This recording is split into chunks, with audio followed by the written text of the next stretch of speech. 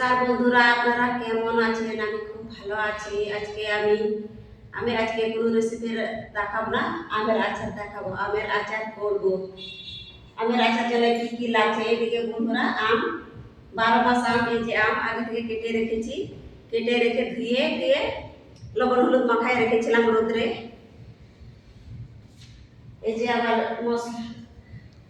মশলা, আচারের জন্য মশলা বানাচ্ছি। জিরা, মৌরি, মেথি, ধনিয়া আর সরষা, আছে শুকনো লঙ্কা।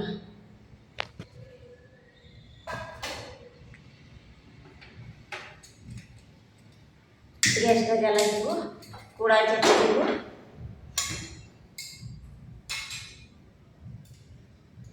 কড়াই গরম হয়ে গেছে বন্ধুরা, এখন ভেজে নেব,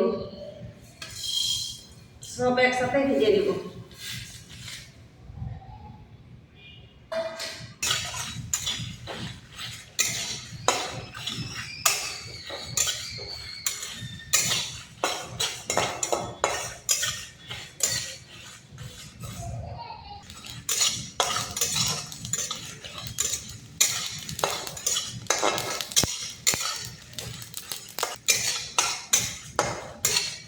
ভাজা হয়ে এসছে বন্ধুরা, এখন নামিয়ে নিব। বন্ধুরা এখন কড়াই গরম হয়েছে, এখন সরষের তেল দিয়ে দিব। এদিকে সরষের তেল পাওয়া যায় না, এই যে ছোট করে সরষের তেল কিনেছি। সরষের তেল না, আমরা সাদা তেলে ব্যবহার করি কেরালাতেই। তো আজকে আচারের জন্যে 100 গ্রাম সরষের তেল মতন, 1 কেজি আমে 100 গ্রাম সরষের তেল লাগবে।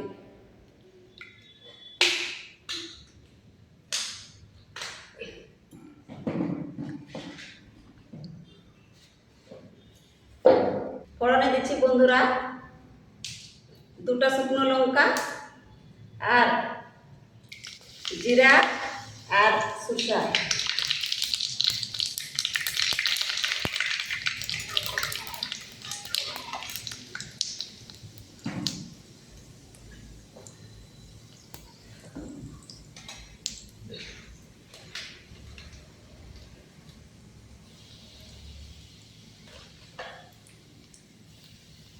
হলুদ,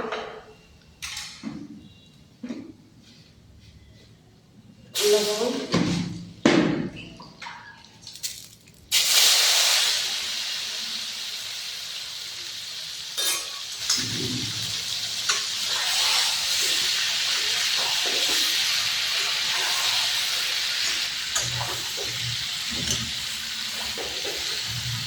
আদা পাকা আমের আচার বন্ধুরা। দেখুন বন্ধুরা, আমাদের এদিকে পাওয়া যায় না, এদিকে 12 মাস আম।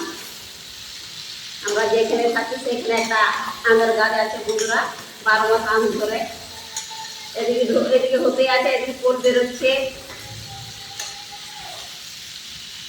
ওই গাছের আম বন্ধুরা। ওই গাছটা আমরা দেখাবো।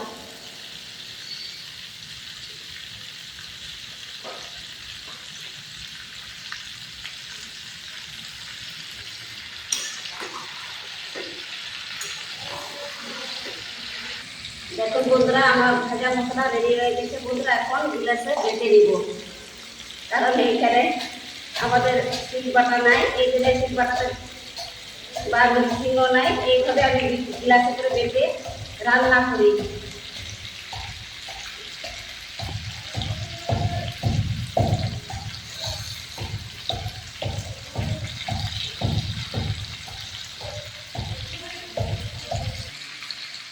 বন্ধুরা স্বাদ মতন চিনি, আপনারা চাইলে গুঁড়ও দিতে পারেন, না তো আমার কাছে গুড় নেই, আমি চিনি দিয়ে করব।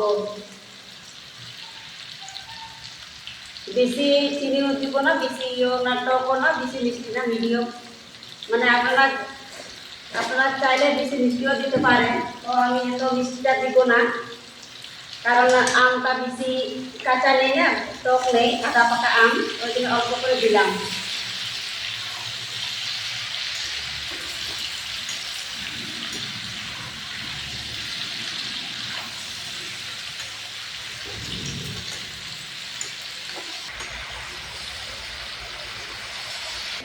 আমার দেখো গিলাসে কত সুন্দর মশলা বাটা হয়ে গেছে দেখুন।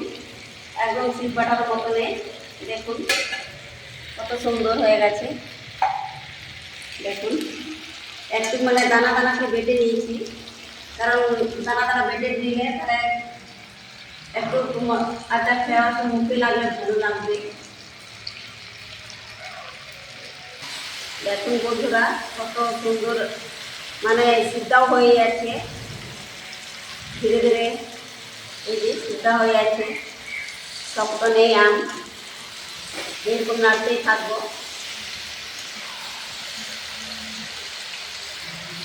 আমার কাছে ভিনিগার নেই, তো ভিনিগার আমি দিলাম না। তো আপনারা চাইলে দিতে পারেন, না চাইলেও নাও দিতে পারেন। এটাই আমার কাছে এখন রোদরে রেখে দিলে মাঝে সাঝে রোদরে দিয়ে দিব, কারণ এটা কাঁচা আম আর বেশি টাইম হয়নি।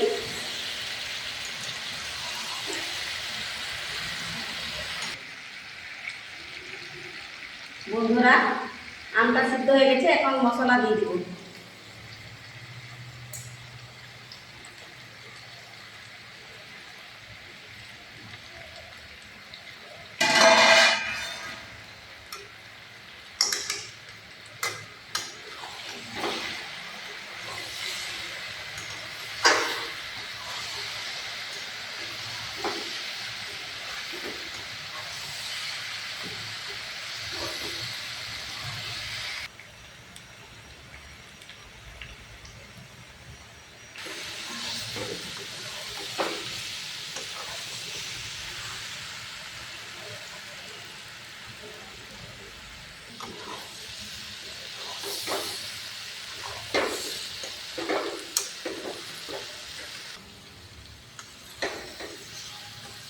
দেখুন বন্ধুরা আমার আচারটা হয়ে গেছে। এখন দেখুন মশলাগুলো সব আচারের গায়ে লেগে গেছে মশলাগুলো। দেখুন বন্ধুরা আমার হয়ে গেছে, এখন নামিয়ে নিব। দেখুন কত সুন্দর আচার। মশলা এরকম মশলা মানে আচারে লেগে লেগে গেলে খেতেও ভালো লাগবে, আমের গায়ে লাগা থাকলে খেতেও ভালো লাগবে, মুখে লাগবে।